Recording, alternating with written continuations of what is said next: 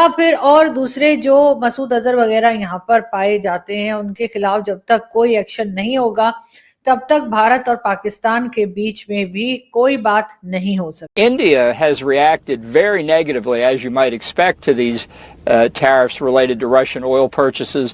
Basically, जो बहुत सारे एक्सपर्ट हैं, वो अमेरिका के अंदर बड़े परेशान हैं।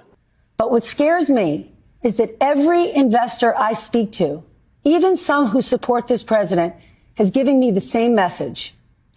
If the bond market continues to drop and drop and drop, you know where it goes? It bankrupts the country.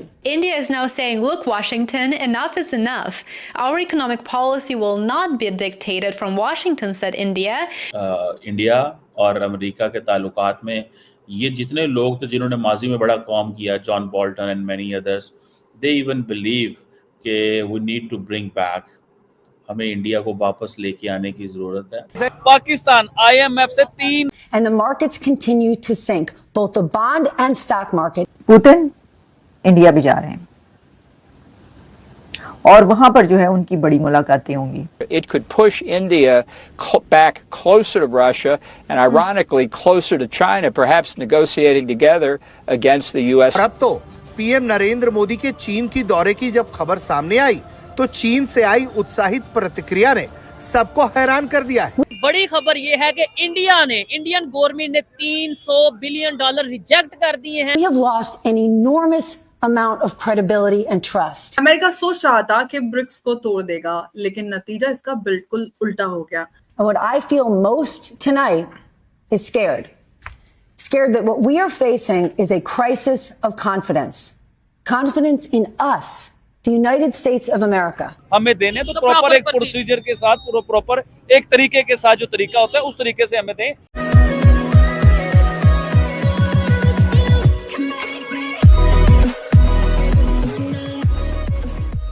नमस्कार दोस्तों, अब देखिए ट्रम्प जो भी कहे, ट्रम्प जो भी करे, लेकिन यहाँ पर बात हो रही है जो लोग हैं अमेरिका के अंदर, खास करके कई सारा मीडिया जो है वो अब ट्रम्प को क्रिटिसाइज़ कर रहा है इंडिया पर टैरिफ लगाने के लिए। क्योंकि देखिए इंडिया पर इस तरीके से अगर आप टैरिफ लगाओगे, अगर आपको थोड़ा प्रॉफिट अपना बढ़ाना है तो टैरिफ समझ में आता भी है, लेकिन आप इंडिया को परेशान करने के लिए ही या फिर इंडिया को झुकाने के लिए ही अगर आप इस तरीके के टैरिफ लगाओगे तो फिर वो इंडिया नहीं सह रहा। और अमेरिकन मीडिया यही कह रहा है अभी कि अगर मान लीजिए कि इंडिया कम्प्लीटली आपसे नाराज़ हो गया ना तो फिर बहुत दिक्कत हो जाएगी। क्योंकि दूसरी तरफ अगर आप देखो तो रशिया और चाइना इंडिया को अपने साथ रखने के लिए बहुत ही जद्दोजहद कर रहे हैं, बहुत ही स्ट्रगल कर रहे हैं, लेकिन फिर भी इंडिया ना ही उस तरफ जा रहा है ना ही कम्प्लीटली अमेरिका की तरफ जा रहा है, न्यूट्रल रह रहा है। लेकिन अगर देख लिया, अगर आपने इसको मजबूर कर दिया ना तो बहुत सिचुएशन ख़राब हो जाएगी और ट्रम्प ऐसा कुछ करके जाएंगे जो रिवर्सिबल होगा ही नहीं फ्यूचर में भी। तो यहाँ पर यही बात हो रही है। इसी के साथ ये वीडियो शुरू करते हैं। और हाँ दोस्तों, एक और रिक्वेस्ट है आपसे कि कृपया करके हमें सुपर थैंक्स के माध्यम से मदद करना ना भूलें। अमेरिका सोच रहा था कि ब्रिक्स को तोड़ देगा, लेकिन नतीजा इसका बिल्कुल उल्टा हो गया। इस दबाव के चलते ये जो पांचों देश हैं ये और ज्यादा एकजुट हो गए हैं। ट्रम्प एडमिनिस्ट्रेशन के नए टैरिफ हैमर ने ब्राजील, इंडिया, साउथ अफ्रीका और चाइना पर 30 से 50% तक ड्यूटीज को लगाया है और रशिया पे सेकेंडरी सैंक्शन के जरिए और भी रशिया को स्क्वीज किया है। लेकिन इस बार ब्रिक्स कंट्रीज अपनी सोलो फाइट नहीं लड़ रहे। ब्राजील ओपनली कह रहा है कि जॉइंट ब्रिक्स रिस्पांस चाहिए, not individual deals with USA. तो ये जो अपने आप में बड़ा डेवलपमेंट है, यूएस हेजेमनी को काफी चैलेंज कर रहा है। मोदी सरकार ने लूला, शी जिनपिंग और पुतिन से डायरेक्ट डायलॉग किया है। और क्या इंडिया की ये बैलेंसिंग एक्ट, एक तरफ ब्रिक्स की सॉलिडारिटी और दूसरी तरफ यूएस से टाइज, लॉन्ग टर्म चलेगा? किस तरह से इसके नतीजे नजर आएंगे? क्या ब्रिक्स अब अमेरिका को जो अमेरिका का ग्लोबल ट्रेड का डंडा है उसके खिलाफ एक नया इकोनॉमिक जो है अपना एक वो खड़ा कर लेगा? और जो नई एक हम मल्टीपोलर वर्ल्ड ऑर्डर की बात कर रहे हैं, कई सारी चीजें हैं जो हम आज पूछेंगे। वो सवाल हमारे जिनके जवाब हम उमेश जी से लेंगे। उमेश जी, बहुत बहुत स्वागत है आपका। जय हिंद, नमस्कार। जय सिया राम अंबर जी। जय सिया राम उमेश जी। उमेश जी, अमेरिका ने ब्रिक्स जो कंट्रीज हैं इनको आइसोलेट करने के लिए टैरिफ्स लगाए, लेकिन अब ये उल्टा ही पड़ता नजर आ रहा है। ब्रिक्स कंट्रीज एक साथ जुड़कर ये जो अमेरिका का टैरिफ वॉर है इसको एकजुट होकर जवाब देने की जुगत में है। आगे ये सारी चीजें आ रही हैं। ये जो ब्रिक्स की एकजुटता है और मजबूती के साथ आगे बढ़ रहे हैं, क्या यूएस हेजेमनी को चैलेंज कर पाएंगे? देखिए, यूएस हेजेमनी का ऐसी बात है कि यूएस खुद ही अपने पाँव पे कुल्हाड़ी मार रहा है। सबसे पहले तो उन्होंने यूक्रेन वॉर के अंदर रशिया के एसेट्स फ्रीज कर दिया था $300 बिलियन। फिर वो स्विफ्ट का सैंक्शंस लगा दिया था। फिर लोगों को उनको बैंकिंग नेटवर्क से उनको बाहर कर दिया। उनके एसेट सीज करने के बाद अब रशिया ने क्या किया, ऑल्टरनेटिव पेमेंट मैकेनिज्म्स के ऊपर बात करना चालू किया और तब उन्होंने इंडिया और चाइना के साथ लोकल करेंसी ट्रेड चालू किया।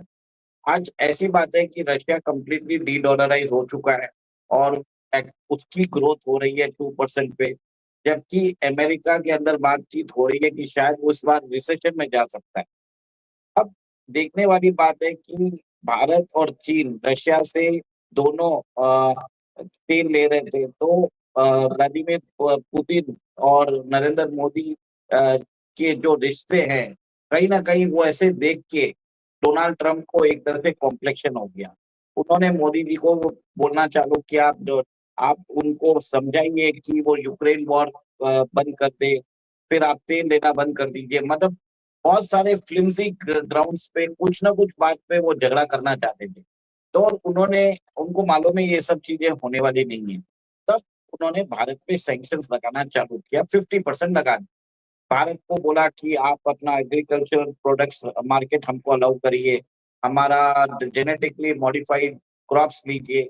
मतलब ये अमेरिका के सबसे स्टॉन्च एडमिनिस्ट्रेशन, सबको मालूम है कि भारत अलाउ नहीं करेगा, तो कहीं ना कहीं वो भारत से कोई ना कोई मैटर पे वो झगड़ा करना चाहते थे और सैंक्शन लगाना चाहते थे, क्योंकि वो चाइना पे सैंक्शन नहीं लगा सकते, क्योंकि चाइना के पास रेयर अर्थ मटेरियल्स है और रेयर अर्थ मटेरियल्स अगर चाइना ने देना बंद कर दिया तो यूएस इकोनॉमी खत्म हो जाएगी, कोलैप्स हो जाएगी। इसके लिए उनको 90-डे वेवर दिया। इसके लिए उन्होंने सेकंड जो मोस्ट फेवरेट कंट्री है रशिया की, इंडिया के साथ उन्होंने ये शुल्क चालू कर दिया। इंडिया के ऊपर उन्होंने 50% टैरिफ लगाया, फिर ब्राजील के ऊपर 50% टैरिफ लगाया। अब क्या हुआ कि इंडिया से जब उन्होंने सैंक्शन लगाया, रशिया आ गया हरकत में। रशिया ने अमेरिका को धमकी दे दी है कि अगर इंडिया ने हमसे क्रूड ऑयल नहीं लेता है तो मैं जो कैस्पियन सी में जाने वाली जो पाइपलाइन है मैं उसको बंद कर दूंगा, पूरे यूरोप के अंदर मैं आर्सेनिक डिप्लॉय कर दूंगा और मैं अपनी न्यूक्लियर सबमरीन अमेरिकन शोर्स पे लाके खड़ा कर दूंगा। देखिए, दो चीजें बहुत भी हुई थी अगर आप देखा जाए तो। लास्ट 10-15 दिन में साउथ चाइना सी में 2 जगह अर्थक्वेक भी आए थे। ये बताया जाता है कि ये एक तरह से मैनमेड अर्थक्वेक है। ये देखिए पुष्टि नहीं हुई है, पर जो स्पेसिफिक लोकेशन हुआ था उससे रशियन सबमरीन एक तरह से हाथ हुई थी। तो कहीं ना कहीं रशिया के अंदर एक तरह से ये भी हो रहा है कि क्या अमेरिका ऐसा कोई टेस्ट कर रहा है। इसकी पुष्टि नहीं हुई है, पर एक तरह से वहां पे कयास लगाए जा रहे हैं।